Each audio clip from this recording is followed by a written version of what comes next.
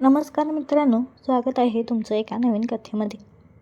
एकीकडे माझ्या भावाच्या उपचारासाठी घेतलेलं डोंगरा एवढं कर्ज आणि दुसरीकडे त्या सावकार बजरंगचं काळजाला ठोका चुकवणारं मागणं.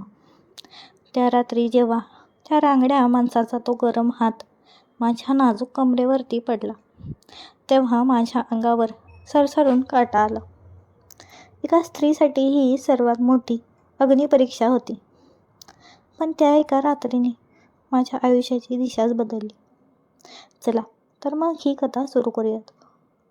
माझे नाव रेश्मा. दिसायला मी भरल्या अंगाची, गोरीपान आणि धारदार नाकाडोळ्यांची.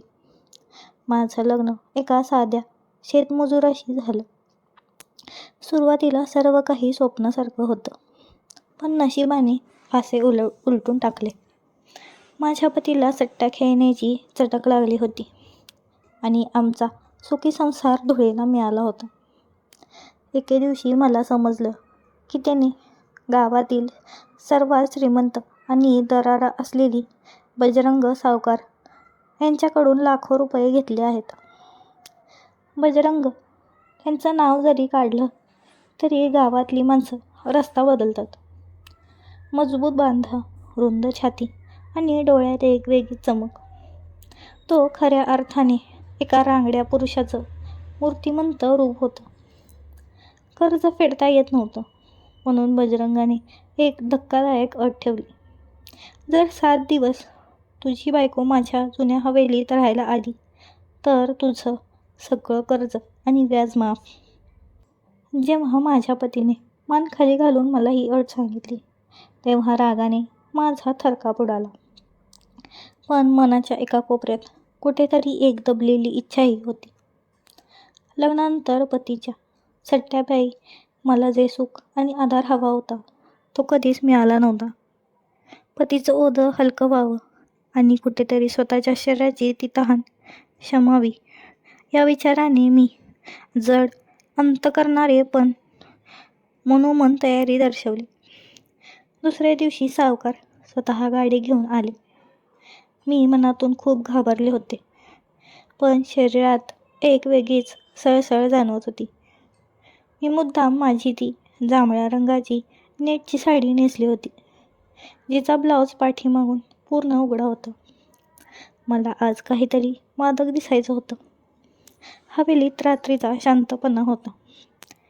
खोलीतल्या दिव्यांचा तो मंद पिवळासर प्रकाश माझ्या शरीरावरून घसरत होता.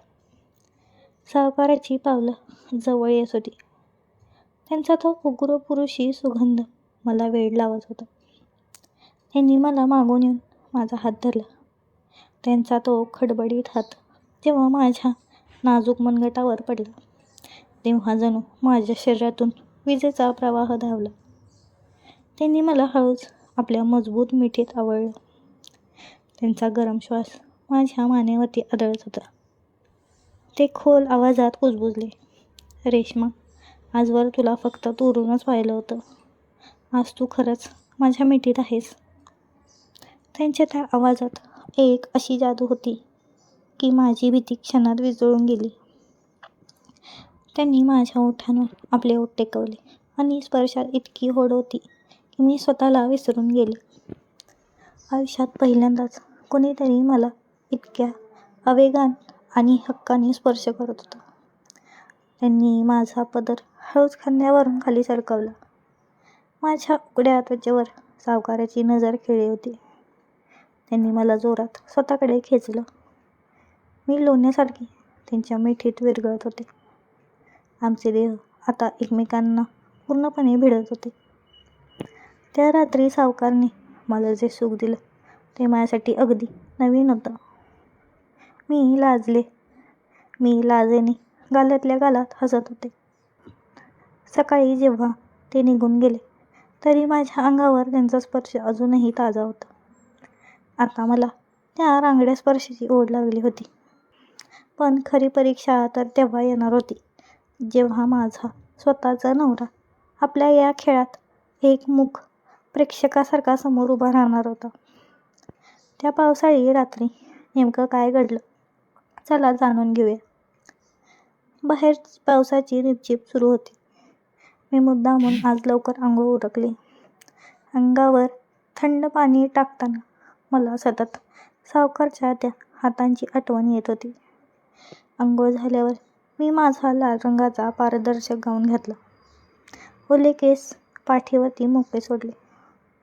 सावकार आले. आज त्यांच्या डोळ्यात एक वेगळीच मालकी हक्क गाजवण्याची भावना होती. त्यांनी येतच दरवाजाची कडी लावून घेतली. त्यांनी माझ्या ओल्या केसातून बोटं फिरवायला सुरुवात केली. आज खूपच तयारी केली आहेस की रेश्मा, ते त्यांच्या जड आवाजात कुजबुजले. त्यांनी मला मागून मिठीत ओढलं. त्यांच्या रुंद छातीचा तो उबदार स्पर्श माझ्या वाटेला सुकवत गेला. तेवढ्यात कोपऱ्यात बसलेला माझा नवरा शुद्धीवर आला. समोरचं दृश्य पाहून तो शॉकच झाला. पण सावकारने त्याला दमात घेतलं. बघ रे, आज तुझी बायको कोणाच्या मिठीत विरघळतेय. माझ्या नवऱ्याची नजर अपराधी होती, पण माझ्या मनात एक वेगळीच जिद्द होती. मी सावकारच्या छातीवर हात ठेवले आणि लाजत म्हटलं, मालक, आज पूर्णपणे तुमचं करून घ्या मला. सावकारने मला उचललं आणि पलंगावर झोपवलं. त्यांच्या हाताचा स्पर्श माझ्या संवेदनशील भागांवर पोचला होता. त्यांनी माझे ओठ आपल्या ओठात घेतले. त्यांचा प्रत्येक स्पर्श मला अधिकच उत्तेजित करत होता. त्या रात्री पावसाच्या आवाजात आमचे ते सुखाचे हुंकार मिसळत होते. सकाळी जाताना सावकार माझ्या गालावर एक हलकी चापटी मारून गेले. कर्जाचं टेन्शन आता कुठे गेलं होतं.